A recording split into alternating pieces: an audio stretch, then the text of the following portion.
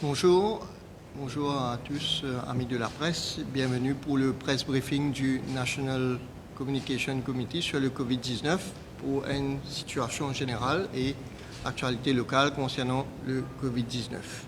Donc, bienvenue au Prime Minister's Office. Comme on a fait la situation au niveau de l'évolution de l'épidémie au niveau mondial en termes de nombre de cas. On arrive à 37 796 240 cas pour un nombre de décès globalement dans le monde de 1 81 944 décès. 734 974 cas en France, total, avec 32 683 décès. Nous remarquons qu'en Europe, pareil pour en Angleterre, le nombre de cas peut augmenter, mais le nombre de décès quand même, l'IPA augmente significativement. En Angleterre, 603 716 cas positifs, 42 825 décès. Aux États-Unis, très affectés, le pays le plus affecté du monde, 7 992 932 cas positifs, avec 219 706 décès. Dans la région, à La Réunion, le nombre de cas peut continuer à progresser, 4 491 cas positifs avec 18 décès.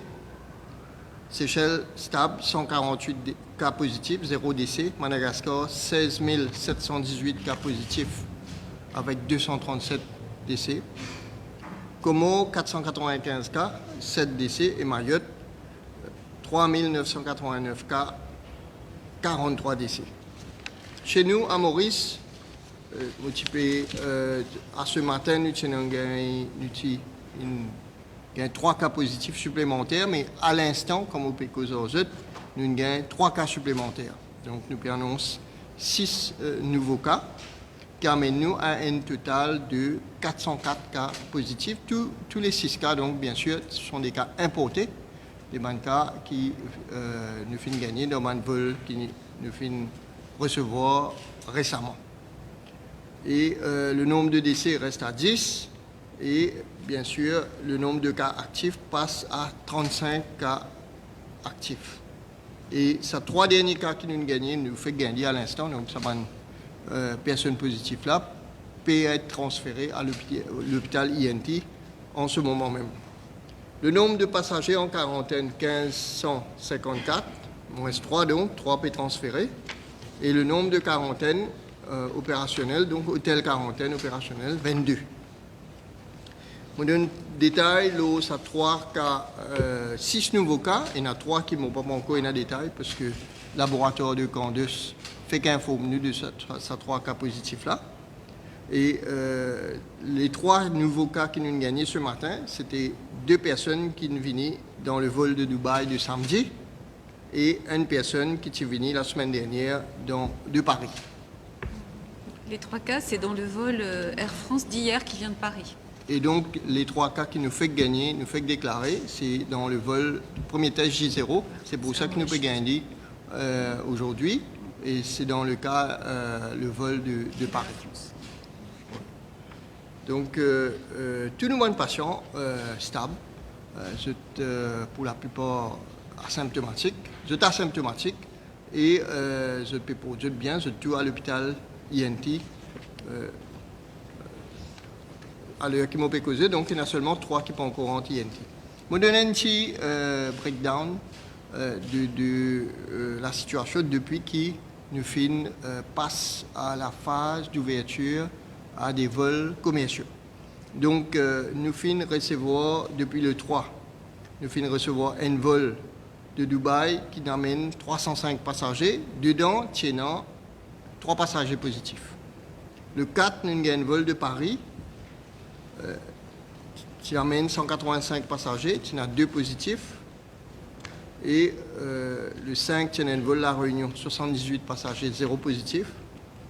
En fait, nous pouvons faire l'exercice là pour nous capables informer sur le nombre de cas positifs et par rapport au pays d'origine et surtout en termes de quantité. Donc le 8 octobre, nous finissons encore un vol de Paris, il y a 217 passagers, 2 cas positifs dedans. Nous tenons le 10 octobre, un vol de Dubaï avec 305 passagers, un cas positif dedans. Le 11, donc hier, 263 passagers de Paris avec 3 positifs, ce qui fait que depuis que nous commençons les vols commerciaux, nous finissons 1354 personnes qui finissent en Maurice et dedans 11 cas positifs. 11 personnes infectées sur les 1354 personnes qui finissent embarquées pour la destination Maurice. Je me rappelle que les 1354 passagers qui finissent faire un test PCR 5 à 7 jours avant de embarquer. Mais malgré ça, 11 personnes sont arrivées avec un test qui 11 personnes qui ont une infection avec eux. Bon, il y a un peu, les très tôt, les très précoce pour nous tirer une conclusion ou même analyse cette statistique-là. Nous pouvons faire cet exercice-là à titre informatif pour que la population connaisse après un petit peu plus que 10 jours, donc 12 jours depuis le 1er octobre, avec un certain nombre de vols, et pour qu'ils nous connaissent comment ça peut passer. Donc nous ne pouvons pas, comment me dire, tirer aucune conclusion, très très précoce, ni analyser, ni faire une prévision, et encore moins connaître jusqu'à la fin du mois comment les choses vont passer. Et au niveau des bonnes réservations, la plateforme de la MTPA à ce jour 2610 personnes déjà réservées avec 2016 réservations, ce qui fait que plus de 50% de la capacité en termes de sièges d'avion qui nous mettent à disposition pour le mois d'octobre, in fini réservé. Aujourd'hui, c'est le 12. Et nous trouvons que c'est les hôtels 4 étoiles qui ont plus de succès. Et en termes de nationalité, 56% de ces personnes sont des Mauriciens, 44% des étrangers. Et ça, c'était en termes de l'épidémie. Mobzet a dit que nous finissons recevoir 2 vols dans le cours du week-end, un vol de Dubaï et un vol de Paris.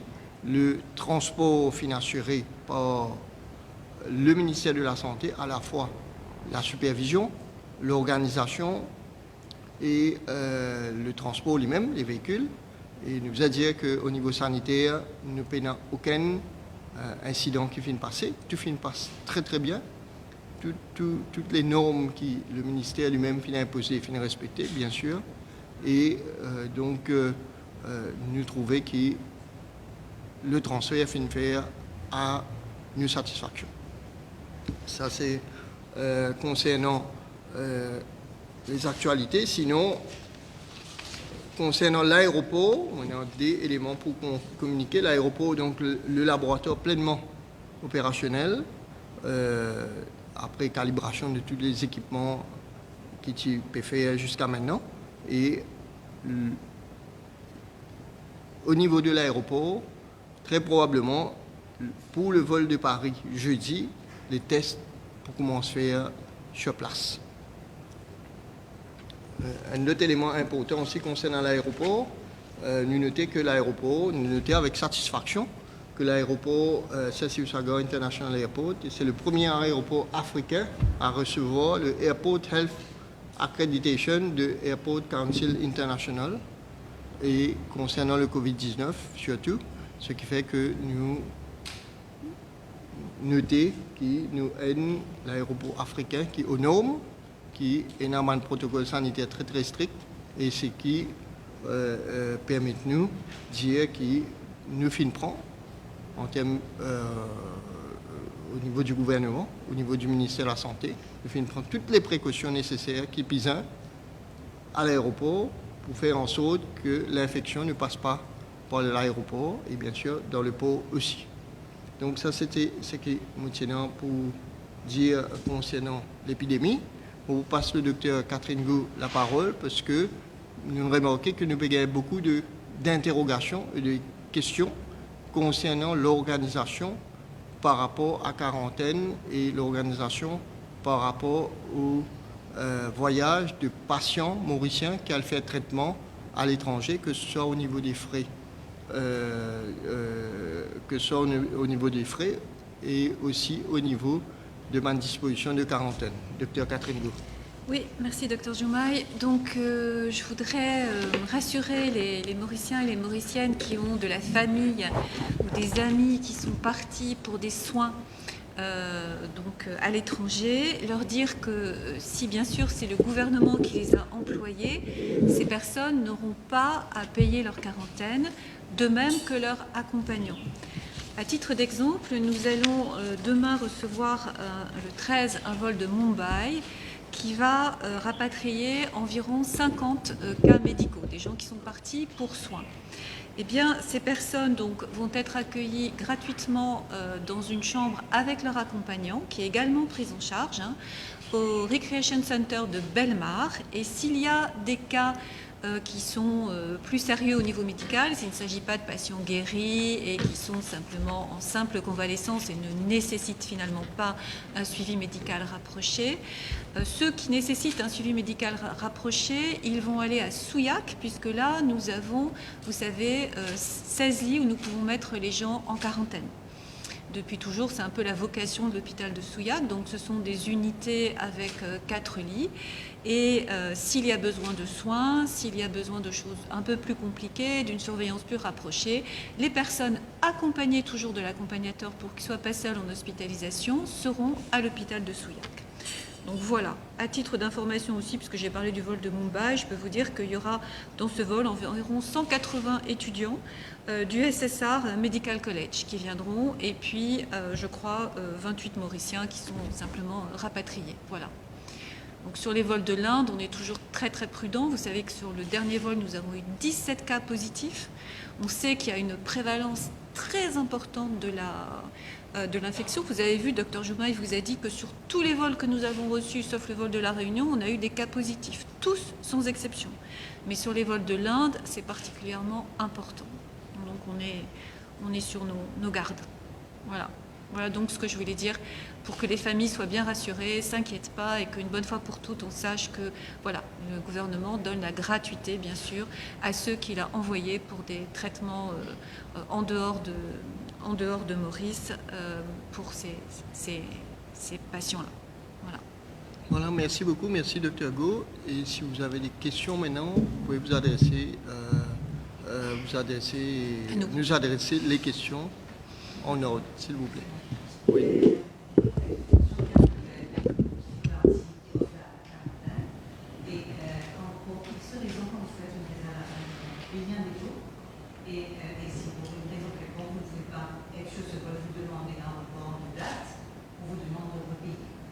Ouais, en fait, on m'a posé la question aujourd'hui même. On est en train de voir avec la MTPA quelles sont les cancellation policies qui s'appliquent pour les hôtels qui sont déclarés comme quarantaine. Donc, normalement, les cancellation policies doivent être affichées quand vous faites une réservation. Par exemple, normalement, c'est comme ça. Et on est en train de voir avec la MTPA, je connais le cas précis, et on est en train de voir avec la MTPA par rapport à cet hôtel, quelle est la raison et quelle est vraiment la cancellation policy à être appliquée. Et je reviendrai avec des réponses plus précises une fois que j'ai eu la réponse.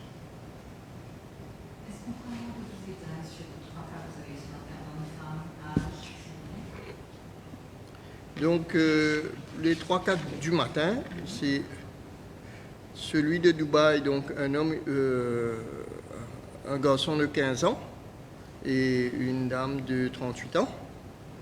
Et l'autre patient a 57 ans, c'est un monsieur, et lui, il a été trouvé positif au 7e jour. Et il vient de France. Il vient de France, voilà.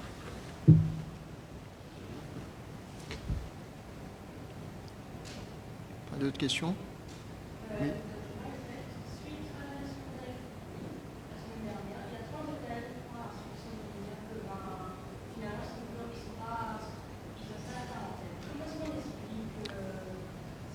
Oui, en fait, la semaine dernière, quand on donne la liste de 20 quarantaines, et bien sûr, c'est un petit peu demande généralisée, tout le monde un petit peu demandé pour donner la liste. À vendredi, moi, tu donnes la liste de quarantaine, et effectivement, il y a 4 communiqués, mon coin sorti, qui disent qu'il y a l'hôtel qui est quarantaine avant, et qui n'est plus quarantaine, et moi, tu bien précise dit que la liste des hôtels, c'est une analyse dynamique, une analyse qui évolue et qui va être amenée à évoluer encore plus, probablement dans l'hôtel qui temporairement pas pour quarantaine et qui après je pourrais vivre une quarantaine. Donc moi, je ne suis pas du tout surpris par rapport à ça.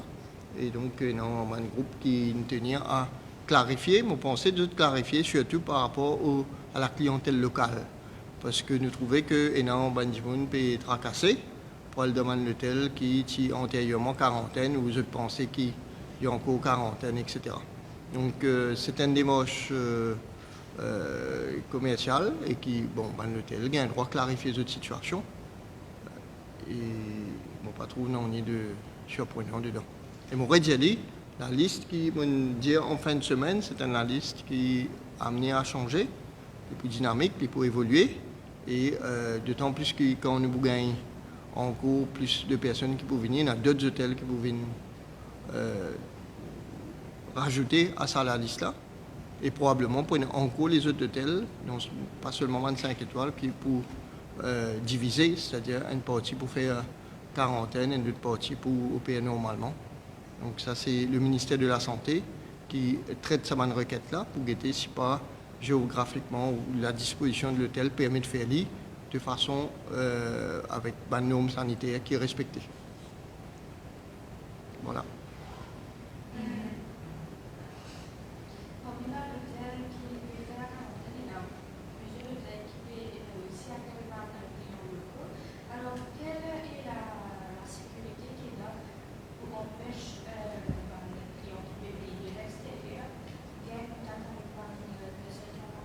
Donc en fait, le nombre de quarantaines, une fois qu'un hôtel déclare quarantaine ou une partie de l'hôtel déclare quarantaine, le nombre est très strict. Partout est pareil, du monde reste en isolation. Le personnel qui est en contact avec les clients, il reste il reste en quarantaine ici. Et peu d'un mouvement, que ce soit à l'extérieur, de l'intérieur vers l'extérieur ou vice-versa. Et si il y a une partie de l'hôtel qui peut opérer différemment, le personnel pas mélangé et pas saute un bout de l'hôtel pour un autre bout de l'hôtel. Bien sûr, il y a la sécurité sur place. Donc les hôtels, tout le hôtel qui est en quarantaine, il y a un personnel hospitalier, il y a la police, il y a une sécurité renforcée, et puis il y a la responsabilité des hôteliers. Et il ne faut pas nous oublier que l'hôtelier, il prend la responsabilité pour accueillir passagers, clients. C'est un client, en fait, c'est l'argent qui nous a tendance à oublier. Mais l'argent qui va nous peut payer cette quarantaine, c'est l'argent qui peut payer l'hôtel, ça. Hein? Donc, je peux offrir un service selon un certain protocole sanitaire, et donc, pour délivrer ce service-là, il y a un règlement qui se doit suivre, et donc, c'est notre responsabilité aussi. Et bien sûr, non seulement notre responsabilité aussi, mais c'est notre responsabilité avant tout qui est engagée si le protocole n'est pas respecté. Nous trouvons qu'il finit un opérateur qui n'a pas fini de respecter le protocole mis en place et ne pas fini hésiter pour prendre une sanction appropriée et surtout immédiatement, quand on finit un manquement, nous finissons agir tout de suite. Les zones de quarantaine, elles sont délimitées par des rubans où c'est écrit quarantaine, ne pas dépasser, etc. Donc les gens savent très bien quelle est la zone de quarantaine. Et les Coast Guard, si c'est près de la mer, ou les policiers font respecter, surveillent cette zone. Donc c'est quand même clairement indiqué. C'est-à-dire que quelqu'un qui franchit, c'est pas une barrière infranchissable, hein, c'est juste un ruban. Mais enfin, c'est clairement indiqué qu'il faut pas passer cette limite. Et donc toutes les personnes qui la dépasseraient seraient en violation de la loi sur la quarantaine. Une dernière question, s'il y en a? Pas de dernière question. Merci beaucoup pour votre attention. Oui, il y avait une dernière question. Petite dernière.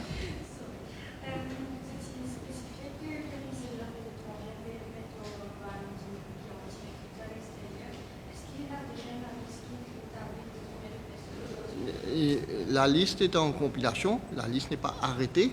Et bien sûr, dès que nous gagnons la liste conséquente que le ministère des Affaires étrangères, qui finira par trier quand même 9300 personnes, et quand il trouvait qu'il y a une masse critique, qu'il est capable de faire un vol, ça rentre, faire un vol, probablement, il vous fait.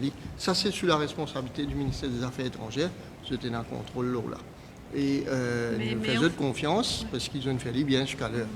En fait, pour que ce soit extrêmement équitable, il y a un comité qui est mis en place avec un représentant de la santé, un représentant du ministère du Travail, un représentant du ministère des Affaires étrangères et éventuellement un représentant du ministère de l'Éducation. Donc, pour ces cas-là, qui sont des cas particuliers, pour vraiment savoir est-ce que c'est une personne qui a besoin qu'on l'aide ou pas, on essaye d'être très équitable et c'est pour ça qu'on a fait cette commission-là, pour bien regarder les cas et décider à plusieurs. Pour que ce soit juste.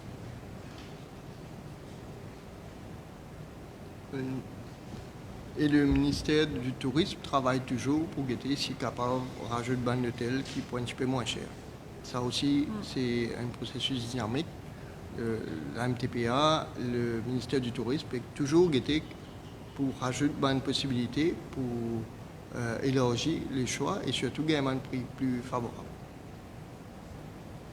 Voilà, s'il n'y a pas d'autres questions, merci beaucoup. Merci pour votre attention. À bientôt.